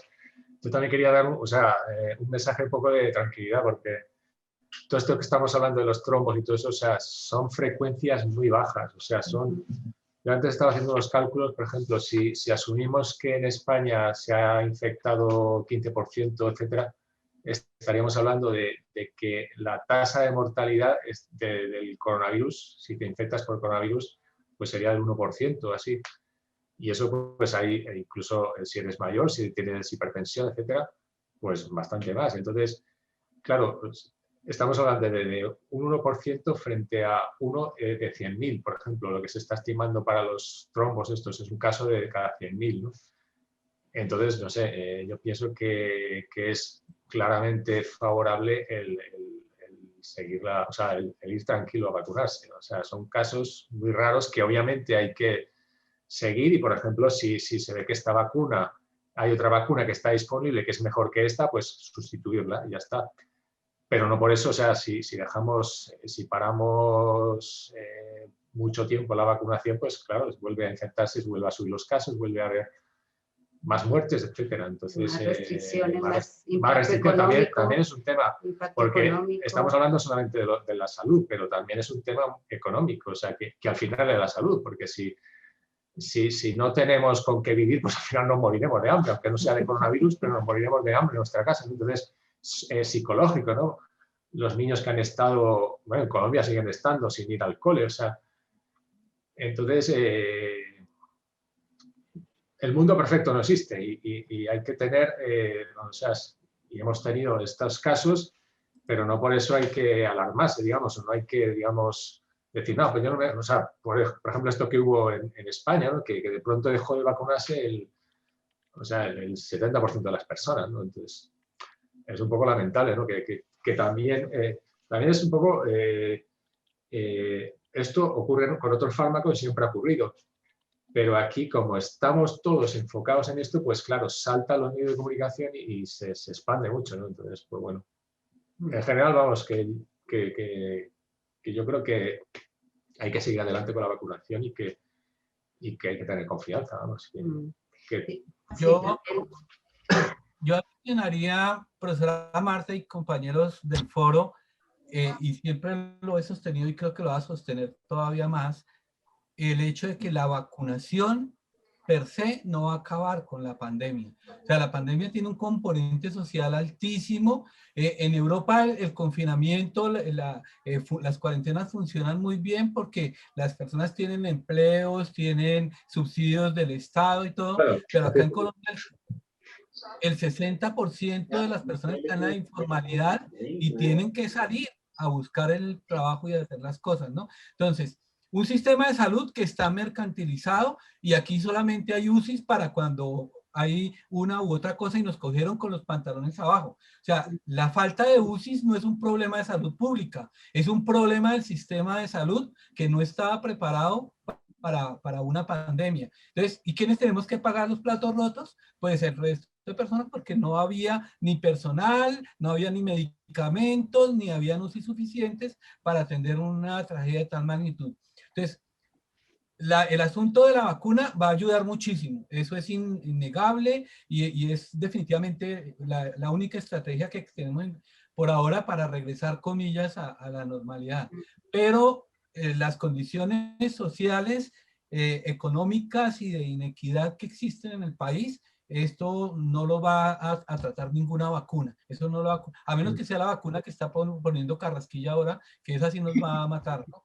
Entonces, esas condiciones hay que mejorarlas, ¿no? O sea, tenemos que sacar una vacuna para el neumococo si tenemos niños viviendo en sitios donde no hay agua potable, donde hay desnutrición, donde hay una cantidad de factores que van a favorecer que se mueran los niños por neumonía, ¿sí? Entonces, la vacuna ayuda, pero como decía Gonzalo, el asunto de la salud no es solamente biológico, no es el problema de la enfermedad, sino es el problema económico, social que hay de por medio. Gracias. Sí, profe. María Cristina, ¿tú querías decir algo? Sí, también digamos que en general también las industrias farmacéuticas, pues bueno, cada una tendrá su filosofía, pero las grandes industrias suelen querer mantener su buen nombre, ¿no? Frente al público. Entonces, por ejemplo, lo que ha hecho Hansen de detener preventivamente el continuar o el enviar las vacunas a Europa y tal, pues también hace parte de esas medidas, digamos, de cautela, ¿no? Entonces, también confiar un poco, aunque sabemos que pues es un negocio y tal, pero también ellas yo creo que les interesa guardar su buen nombre, ¿no? Entonces las grandes suelen tomar medidas. Curarse en salud. Sí, curarse en salud, yo creo que Protegerse. Sí. sí. Yo creo que también deberíamos pensar en, por ejemplo, en Colombia, en fortalecer la farmacovigilancia, en solicitar al Ministerio de Salud que defina quién debe hacerle el seguimiento a las reacciones adversas, si es el INVIMA, bueno, quién va a estar. Y también nosotros como personas que estamos cerca, las personas que están siendo vacunadas, como todos los que estamos observando esto, también reportar, no quedarnos sin informar de lo que está pasando, que a veces también ese es uno de los grandes problemas de los medicamentos, que dejamos pasar las cosas, que inicialmente íbamos a decir algo y al final no se informa, no se hace y no se da un manejo adecuado. Necesitamos saber cuáles vacunas están funcionando, cuáles son las mejores, cómo se deben utilizar y para eso se requiere de toda la población general, de que informen, de que reporten y de que tengamos un sistema que nos permita hacer el seguimiento a esta nueva tecnología en esta situación tan especial que estamos en este momento. Gracias, profesor. Profesora Alejandra. Bueno, pues muchísimas gracias a nuestros contertulios, sobre todo pues los que están en España trasnochándose, entonces ya se pueden ir a acostar. Les agradecemos El viernes y bueno. su generosidad. Con gusto, como se dice en Colombia, con gusto. Con gusto, sí. Y profe Julián, muchísimas gracias. Hay unas preguntas interesantes que se quedaron, que yo veo ahí en el chat que se quedaron, que ha hecho el público. Yo quisiera abusar un poquito de la generosidad de ustedes y pedirles el favor si después se las podemos enviar por correo electrónico y si nos pueden escribir alguna respuesta corta y nosotros damos la respuesta, las ponemos en la página de Apunt. En caso, pues, si tienen la respuesta, digamos, si quieren, si tienen cómo responder. Pero hay algunas preguntas que evidencian que hay angustia sobre algunos temas particulares. ¿Sí? Es una excelente idea. Claro. Sí, bueno. Ayudar, encantado. Muchísimas gracias. Bueno, pues entonces terminamos esta tertulia y pues a los asistentes los esperamos en la próxima tertulia que va a ser el día 14 de mayo. Bueno, pues muchísimas gracias entonces a todos. Un saludo.